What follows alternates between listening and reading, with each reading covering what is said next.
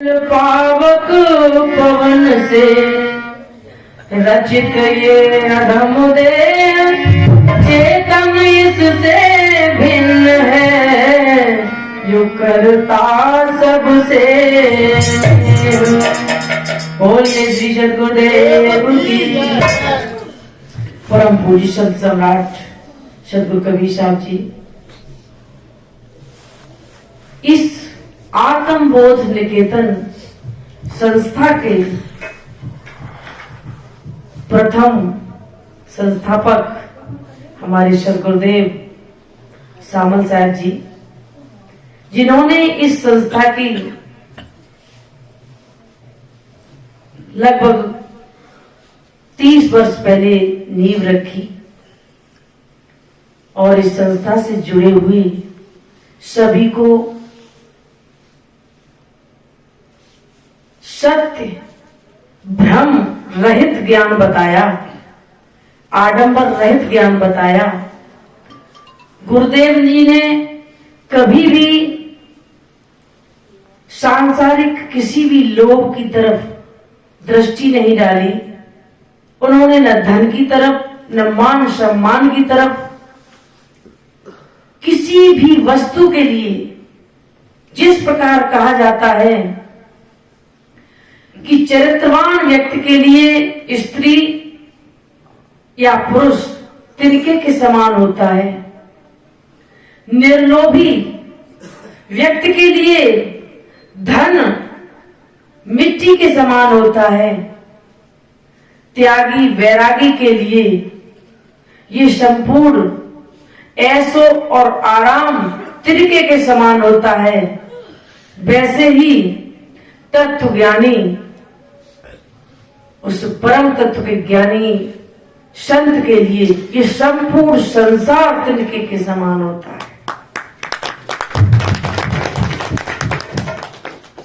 वो बात अलग है कि गुरुदेव जी के पद चिन्हों पर चलने वाले कितने लोग हैं और कितना चलते हैं, लेकिन जो सद्गुरु श्यामल साहब जी ने जिस सत्य ज्ञान की तरफ आप सब लोगों को अग्रसर किया है, उस ज्ञान में कहीं भी कोई भी खोट नहीं है।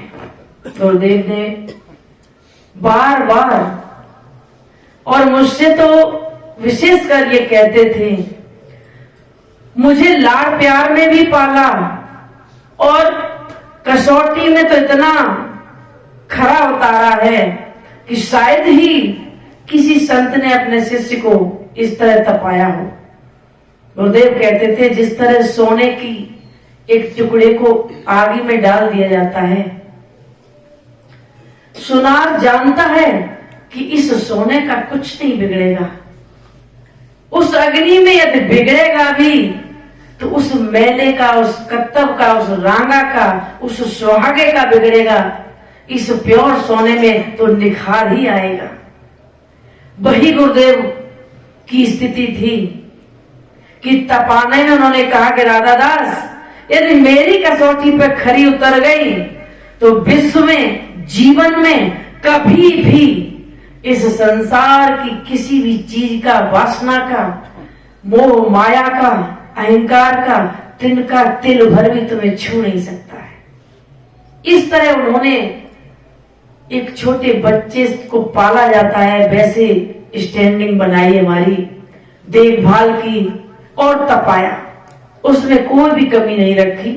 और हम इस बात को बड़े हृदय के दावे के साथ कहते हैं कि जो गुरुदेव ने मुझे ज्ञान दिया है, उस ज्ञान को उनके सामने ही मैंने ये संकल्प और वादा किया था कि गुरुदेव इस ज्ञान में बढ़ोतरी ही होगी, कभी इसको कम नहीं होने देंगे और उस पर पक्वता की तरफ नित्य प्रति एक कदम आगे ही बढ़ाते रहेंगे।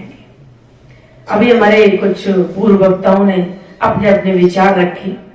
भाई मुनीश के जो निज अनुभव के शब्द थे, बहुत ही हृदय की एक एक रोम रोम से निकले हुए थे, जो वास्तविक गुरुदेव कहते थे और जिस ताकत के साथ कहते थे, जिस हौसले के साथ कहते थे, और उसी हौसले के साथ उसी दम के साथ मुझे उन्हें अपनाना है।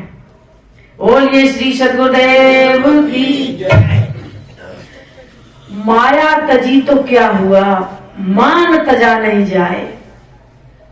जिह माने मुनिवर ठगे, मान सवन को खाए। संत महात्मा कुछ माया को तग देते हैं। कितने हमने सुने हैं कि पैसे को हाथ नहीं लगाते, कुछ ऐसी वस्तुओं को हाथ नहीं लगाते हैं। लेकिन अभी आचार्य साहब ने कहा भी था कि इसी को कबीर साहब ने झीनी माया कहा है कि मोटी माया सब तजे, झीनी तजे न कोई। ये मान अपमान की ये झीनी माया, ये माया इतने रोम रोम में भर जाती है कि इसको कोई बर्दाश्त नहीं कर पाता है। भर्तरी के बारे में भी एक आता है कि भर्तरी ने पूरा राज्य छोड़ दिया और कहीं जंगल में जा रहे थे। 2-3 दिन के भूखे, आटा मिल गया और कहा अग्नि कहीं नहीं थी तो कोई मुर्दा जल रहा था। उस मुर्दे की आंच में उन्होंने 2-3 रोटी बनाई और खाने वाले थे। उन्हें भी अपने त्याग का बड़ा घमंड था। कुछ संत पुरुष गुरु चेला ने सोचा, चेले ने कहा कि गुरुजी भर्तरी तो बहुत त्यागी है, इनके अंदर कुछ भी विकार नहीं। गुरु ने कहा कि अभी रुक, कि माया तजी तो क्या हुआ, मान तजा नहीं जाए, चल तुझे परीक्षा करके दिखाते हैं। गए उनके पास और एक दीनहीन बन के कहने लगे, बेटा बहुत दिनों से भूखे हैं। जैसे ही वो खाने को तैयार हुए और पहुंच गए कि ये रोटी मुझे दे दे। उन्होंने कहा कि ठीक है चलो, वो रोटी दे दी। 4 रोटी थी, चारों दे दी। गुरुजी ने कहा कि नहीं नहीं बेटा, भूखे तो तुम भी हो, 2 रोटी तुम ले लो, 2 हम ले लेंगे। भर्तरी ने कहा नहीं नहीं महाराज जी, आप भूखे ज्यादा हो तो आप खा लो। दोनों में जिरेबाजी होने लगी। गुरुजी आधी रोटी भर्तरी को दे रहे और भर्तरी पूरी 4 रोटी उन्हीं की थाली में रख देते हैं पत्तल पर। बार बार ये होता रहा। गुरुजी ने कहा कि नहीं नहीं बेटा, तुमने बनाई है, तुम भूखे हो, चलो ये 2 रोटी तुम खा लो, हम 2 से ही गुजर कर देंगे। भर्तरी को थोड़ा सा अंदर उनकी मान में, अभिमान में कुछ चोट पहुंची। रोटियों को दोनों को उनकी पत्तल में पटकते हुए कहा कि महाराज ये तो 2 रोटी, इतना बड़ा राज्य छोड़ के आए हैं, आप खा लो चुपचाप। गुरु चेला दोनों अपने असली स्वभाव में आ गए। गुरु ने कहा कि चेला देख लिया कि माया तजी तो क्या हुआ, मान तजा नहीं गाए। इन्होंने जो त्याग किया है उस त्याग की हल्की सी भू इनकी अभी नहीं छूटी, जबकि ये 4 दिन का भूखा है, मरने के कगार पर है, मुर्दे की अग्नि में ये भोजन बना के खा रहा है, यातनाएं झेल रहा, परेशानी उठा रहा है। त्याग की तो कोई दिखावटी सीमा ही नहीं है, लेकिन उस त्याग को अभी त्याग नहीं पाए। कह भी दिया और अंदर झुंझलाहट भी आ गई। सामने कहा, लेकिन जिनके अंदर थोड़ी सी कमी रह जाती है वो अपना सुधार जल्दी कर लेते हैं। तो भर्तरी ने फिर हाथ जोड़ के कहा कि गुरुदेव मुझे माफ कर दो, हम सोचते थे कि हम इतना त्यागी कोई नहीं है, लेकिन त्याग का जो अहंकार है, त्याग की सूक्ष्म वासना है, वो तो मेरे अंदर पूरी की पूरी है। यदि वो न होती तो आज ये शब्द मेरे मुंह से निकलता ही नहीं। और शब्द क्या निकलते कि तुलसी हुए शरीर की जो रोक सके नहीं कोई।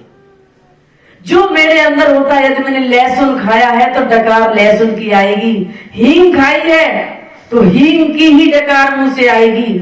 जो आप खाओगे, जो पेट में रखा है उसकी डकार आएगी। आपके अंतःकरण में जो वासनाएं सूक्ष्म होके जमा हो गई वही तो निकलेंगी। आपकी रसोई में जो बना रखा है भोजन वही तो थाली में परोसा जाएगा। जो आपने मन से, वचन से, कर्म से, अंतःकरण के कोठरी में जो बंद कर रखा है वो भी तो आपके रोम रोम से निकलेगा। कुछ आंखों से निकलता है, कुछ वाणी से निकलता है, और आंखें और वाणी भी बंद कर ली जाए, ऐसा गुरुदेव की कृपा से अनुभव है कि सिर्फ सामने से उसकी छवि देख के बता देंगे कि इसके अंदर क्या चल रहा है। वो भावनाएं देखना भी छोड़ दो, भावनाएं तो वो 80 किलोमीटर 8